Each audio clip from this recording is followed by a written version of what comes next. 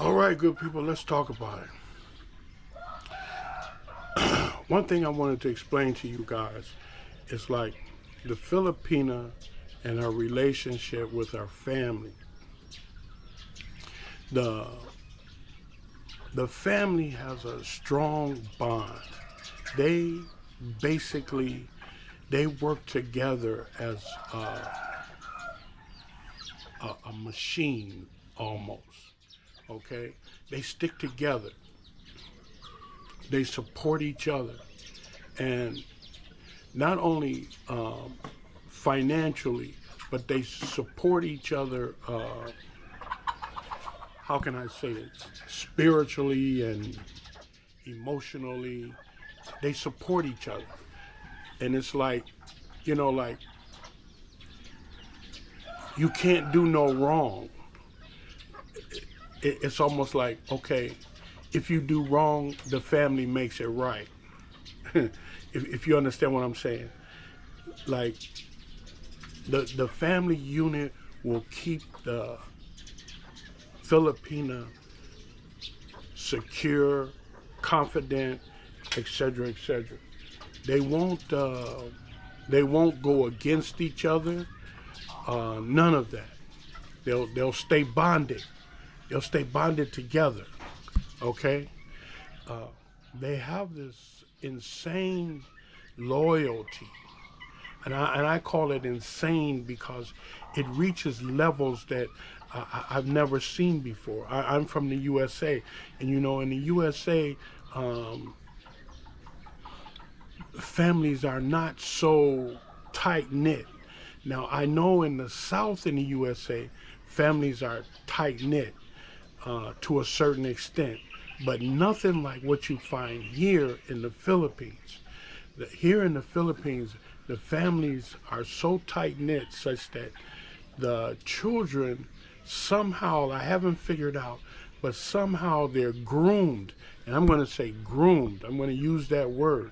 They're groomed to have a sincerity and a devotion to the parent, whereby which they will dedicate and devote the best years of their life working as an overseas worker in a strange country to send money back to the parents and the siblings, okay, in order for them to survive or to live.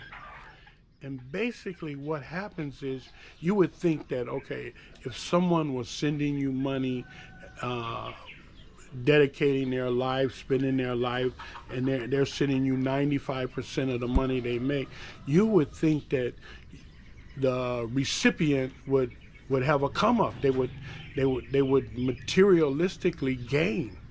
However, you can physically see that these women go to work for years, send all their money home every month, and when they come back, the house and everything is the same as it was when they left, and the little money that they bring back with them is gone in 1 or 2 months, and they're looking to go back for another stint as an overseas worker. So, in actuality, the money that they send is consumed on a daily basis by the recipient, which more often than not is the parent. And the parent will distribute to the siblings that's there in the household, and they will just eat, live, and have a good time on the money that's sent home. And there's no like major purchases like a washing machine, add a room onto the house. No, nothing, nothing. The money is just consumed on with day to day life. And the Filipinos, they do this in mass numbers. It's not just a few. It's more Filipinos overseas foreign workers than any nation in the world. So it's somehow they groom their children to go into this arena. But now, even if they're not an overseas worker, they still have been groomed to support the parent, and they will do various things to support the parents. You see, one of the things that's going on now is this internet romance. Okay, they will go online, they will solicit men by the hundreds to what? Send them money. And they will support their parents with that money and their siblings with that money. Yeah, seriously, you can check. If you ever had a if you ever had a romance online with a Filipina, you'll find out that she has multiple people that she's talking to, and she's got several of those people sending her money. So you just do the numbers. If you got 4 or 5 people sending you money out of hundreds, you know, and they and they just keep talking until they get the person to send them money. And if the person don't send them money, then they move on, you know, and they will do various things for the money. There are some kinky people out here, and they ask for kinky things, and these girls will do kinky things to get this money, and they will give that money to their parents. And the other thing that they do that's I think is like way out is that they will keep each other in a mindset that they have to support the family. So let's say a sibling, she meets a foreigner, she has a romance with a foreigner. Well, they're going to needle her, they're going to pressure her, they're going to tell her about you got to get money from him, etc., etc. And if she don't get money from him, she's going to be what? She's going to be told something. I don't know exactly what they tell them, but she's going to be told something that makes her feel so bad until she will either literally end the relationship with the foreigner, or something will happen that she can appease the family members as to why she's not giving them money from this foreigner.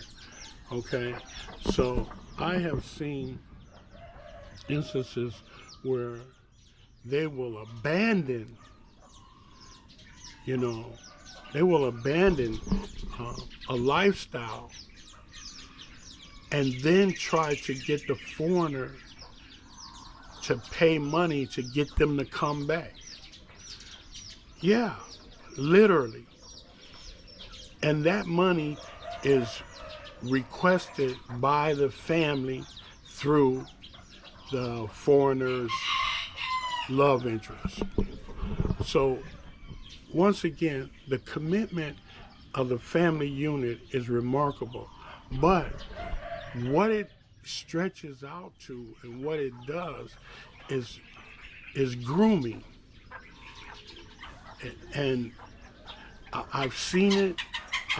In some instances, I admire the togetherness of the siblings and the mothers and the fathers, but on the other hand, I think it's bad, and I hope my Filipinos don't get upset with me because of the way I'm describing it. But I'm only describing it as a foreigner looking at it from the outside. I don't know the reasons why they have such a commitment. If you guys can comment and add to this story, I would greatly appreciate giving the audience your side of this, because one thing for sure and two for certain, I've observed the Filipino family, and I swear it's remarkable how they stick together. Not only remarkable how they stick together, it's admirable how they stick together.